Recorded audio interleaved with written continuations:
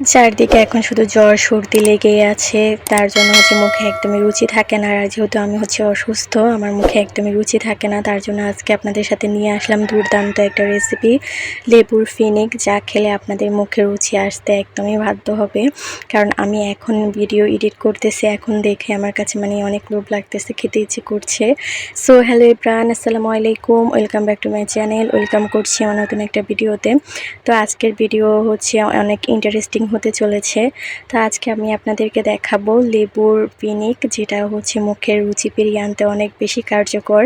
এইভাবে একবার বানিয়ে খাবেন। আমার কথা যদি আপনাদের বিশ্বাস না হয়, একবার বানিয়ে খাবেন, খেতে কিন্তু অসম্ভব মজার। আর এবং আপনার মুখের রুচি একদম সেকেন্ডে পেয়ে চলে আসবে। তো এখানে লেবুটাকে নিয়ে আমি একটু ঢং করতেছি। প্রথমে স্লো মোশনে একটা ভিডিও করে লেবুটাকে সুন্দর করে ধুয়ে নিচ্ছি। তো লেবুটা সুন্দর করে ধুয়ে আমি পিস পিস করে কেটে নেব, সেটাই আপনাদেরকে দেখাচ্ছি। আর আমি একটা বোর্ড নিয়েছি, ছুরির সাহায্যে বোর্ড দিয়ে কাটবো। তো বোর্ডটা অনেক দিন ব্যবহার করা ছিল না, দেখে অনেক বেশি ময়লা হয়ে গিয়েছে। পরে আমি বাইরে গিয়ে ধুয়ে আনছি। তো লেবুটা একটু সুন্দর করে স্লো মোশনে ভিডিও করে নিলাম, যাতে দেখতে একটু ভালো লাগে, আপনাদের কাছে দেখতে একটু ভালো লাগে। তার জন্য আপনাদের জন্য এত কষ্ট করি। তারপর আপনারা একটা লাইক দিতে ভুলে যান প্লিজ। যারা ভিডিও পর্যন্ত চলে এসেছেন, একটা লাইক দিয়ে দিবেন। আর নতুন হয়ে থাকলে আমার চ্যানেলটা সাবস্ক্রাইব করে দিবেন। তো এখানে লেবুটাকে আমি পিস পিস করে কেটে নেব, একদম পাতলা করে কেটে নেবেন। আমি যেহেতু ছুরিটাতে তেমন ধার ছিল না, তার জন্য একদম মোটা মোটা করে কাটা হয়ে গেছে। আপনারা একটু পাতলা করে কাটার চেষ্টা করবেন। তো লেবুটাকে আমি সুন্দর করে কেটে নিয়েছি। নেওয়ার পর বাকি কি উপকরণগুলো দিব সেটা আপনাদেরকে বলে দেব।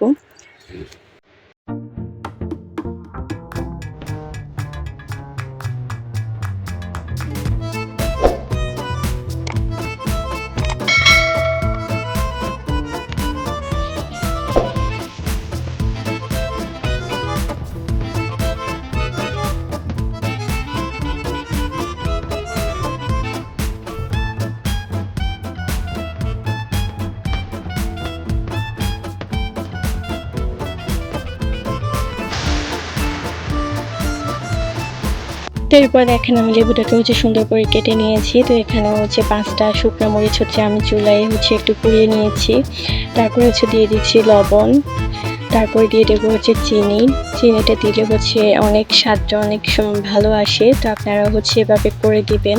আর সাথে থাকলে একটু সরিষার তেল দিয়ে দেবেন, যেহেতু আমার কাছে সরিষার তেল ছিল না তখন সরিষার তেল দিই নেই। এই মাত্র 3টে উপকরণ দিয়ে এত স্বাদের একটা রেসিপি বানানো যায়, লেবুর ফিনিক বানানো যায়। না খেলে জানতে পারতাম না, এত বেশি মজা হয়েছিল। এখনও আমার জিভায় পানি চলে আসছে। তো অনেক বেশি লোভনীয় ছিল। তো আমি, আমার বাচ্চারা, আমার ভাগিনী সবাই মিলে খেলাম, আমার ননদও খেলো।